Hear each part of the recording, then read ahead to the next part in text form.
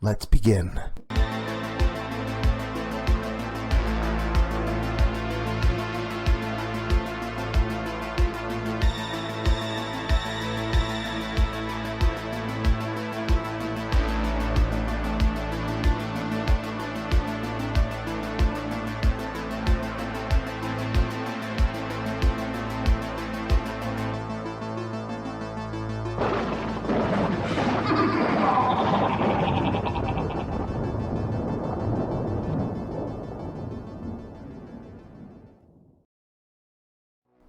Hey there, scary story fanatics. Welcome back to Cleaving Thought from Bone. Your host, Sociopathic. I've been going on an awful lot of nature walks lately, but I've been thinking, have I truly been obeying the rules of nature? It pays to pay attention when you're deep in the woods. So, tonight, Lumina G and I would like to present to you a bit of a thought experiment of what could and may have already happened. So, sit back, relax, and get ready for plant food.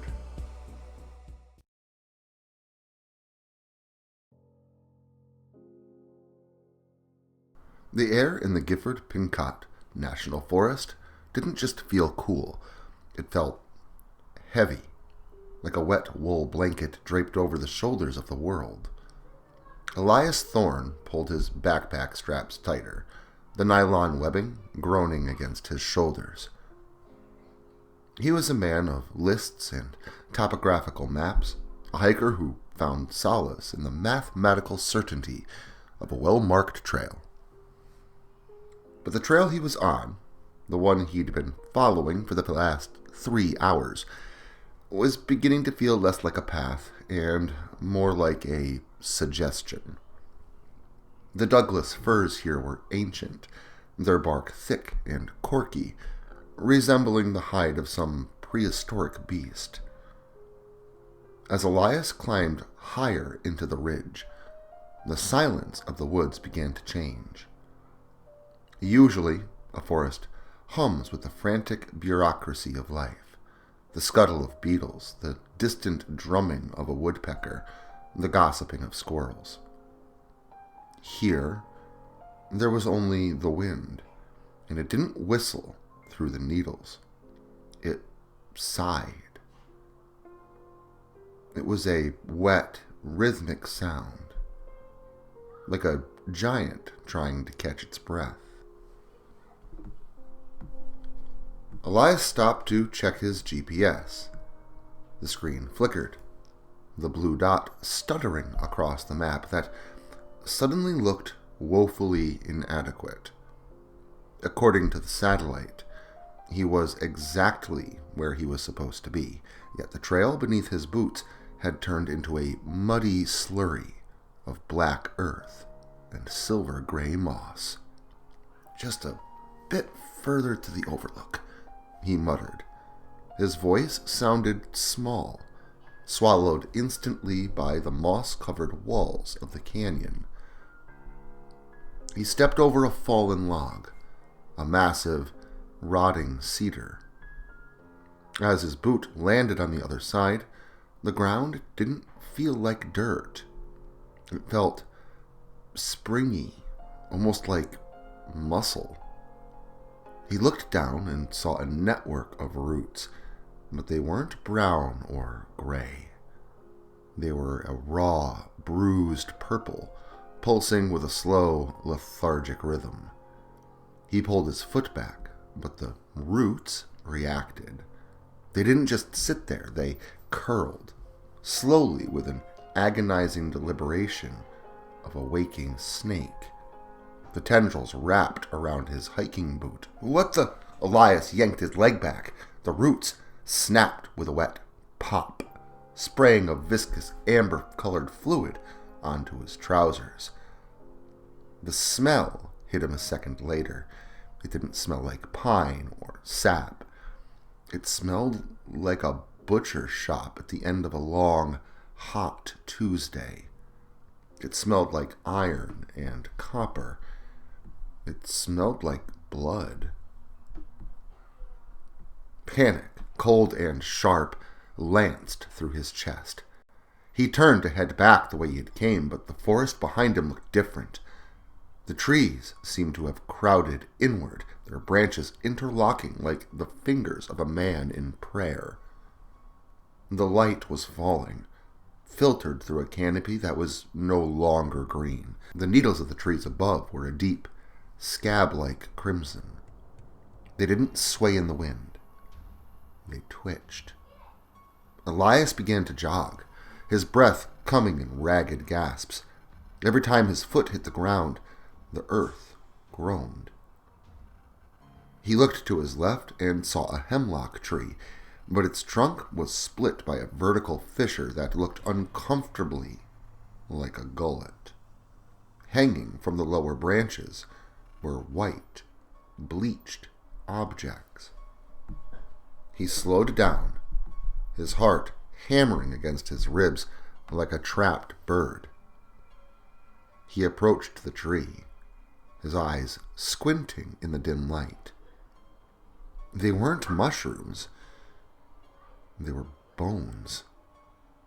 Small ones at first, the delicate rib cages of rabbits and squirrels, but higher up, draped over the branches like festive tinsel, were the recognizable femurs of deer. And higher still, tucked into the mouth of the trunk, was a hiking boot. It was old, weathered, and still laced tight. The tree groaned. A branch, thick as a human torso and covered in hooked, thorn-like needles, began to lower itself toward him. It moved with a terrifying liquid grace, sensing the heat of his body. "They're hunting," Elias whispered. He broke into a full sprint. The forest was no longer a setting. It was an organism. The trail was a tongue, a path of least resistance designed to lead prey deeper into the gut of the grove. He saw a clearing ahead and pushed himself, lungs burning. As he burst into the open space, he realized he made a mistake. It wasn't a clearing. It was a kill floor. The ground was literally a carpet of bones, thousands of them, ground down into a fine white powder by the crushing weight of the roots. In the center stood the matriarch, a gargantuan Sitka spruce that looked less like a tree and more like a cathedral of madness. Its bark translucent in places, revealing dark, sluggish fluids moving through its veins. The trees surrounding the clearing began to lean in. Their branches didn't just reach, they whipped. Elias ducked as a branch tipped with obsidian-sharp needles whistled over his head. He felt a sting on his arm. A single needle had grazed him. Within seconds, his arm went numb. Neurotoxins, his brain screamed. "It's an ambush predator!" He scrambled to his feet, dragging his deadened arm. He saw a gap between two smaller trees, juveniles, their trunks thin, and their appetites perhaps smaller. He dove through them, feeling the serrated needles tear at his Gore-Tex jacket. The trees let out a low, vibrational hum. It was a sound of frustration. He could feel it in his marrow. He ran blindly, ignoring the map, ignoring the GPS, ignoring everything but the primal urge to get away from the scent of the butcher shop. He crashed through thickets of stinging nettles, his vision blurring as the neurotoxin from the single needle began to creep towards his heart. The ground began to harden. The purple roots gave way to gray stone. The air thinned, and the oppressive smell of copper began to fade, replaced by the sharp, clean scent of actual pine. Elias collapsed onto a paved road, his face scraping against the gravel. He lay there for a long time, sobbing, his arm numb and twitching uselessly at his side. He'd made it out. He was out. After a few minutes, he forced himself to stand. His car was miles away, but he was alive. He looked back at the wall of trees that he had just emerged from. From here, they looked perfectly normal. Just Douglas firs and hemlocks, swaying gently in the evening breeze. "I have to tell someone," he croaked. "I have to warn them." He started walking down the road, toward the trailhead parking lot. His legs were shaky, his mind a kaleidoscopic mess of trauma. He reached the fork where the main hiking path met the access road, and that's when he saw it. Standing at the entrance to the section he had just escaped was a heavy wooden gate, the kind the Forest Service uses to block off decommissioned logging roads. The gate was swung wide, its hinges rusted and broken, hanging limply off a rotted post. Elias stepped closer, his brow furrowing. On the front of the gate was a large, rectangular sign. It was made of heavy-duty aluminum, but it had been swallowed by the forest. A thick, aggressive vine, the same bruised purple as the roots in the grove, had grown over the front of the sign. The vine didn't just cover the words. It seemed to be feeding on the metal. The edges of the sign curled and corroded where the plant had touched it. Elias reached out with his good hand and pulled the vine away. The plant resisted, stinging his fingers with tiny hairs, but he yanked it back until the text was visible. The sign didn't say danger. It didn't say no trespassing. In bold, black letters, it read, U.S. Forest Service, Biological Containment Zone 014. Warning, do not go beyond this point. Experimental Rewilding Project Taxon 7.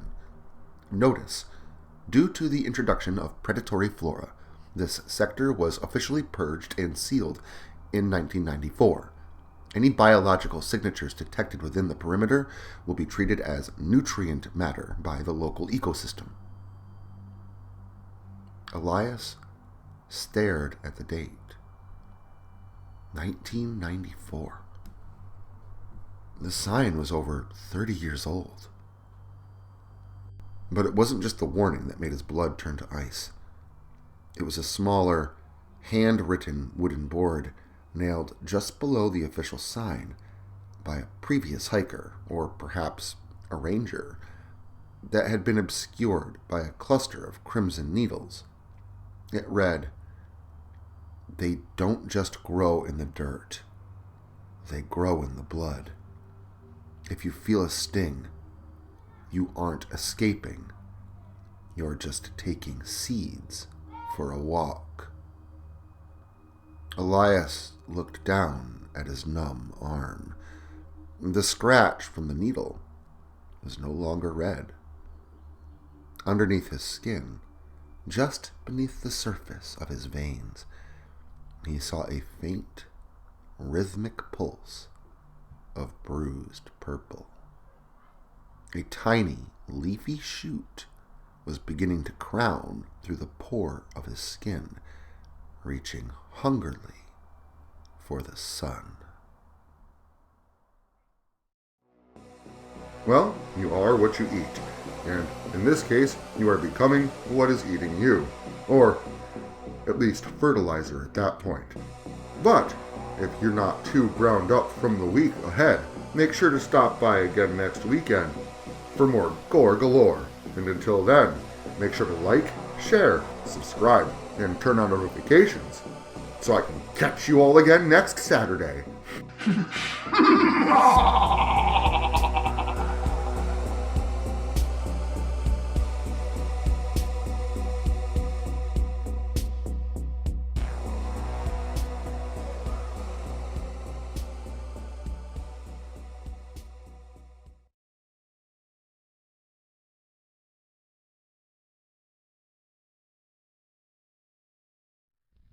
Social media can be very unpredictable, especially regarding horror content. If this content gets removed, all new content will be simultaneously presented on various websites provided in the description to this video. Make sure to follow me in other digital spaces so that you never miss out on the terror. Also, if you like this video, make sure to leave a comment and hit the like button. It helps the channel a lot. If you're new to the channel and you enjoy what's here, consider hitting that subscribe button and the notification bell so that you never miss an upload. Writing is a dream of mine, and it's all of you that make that dream come true.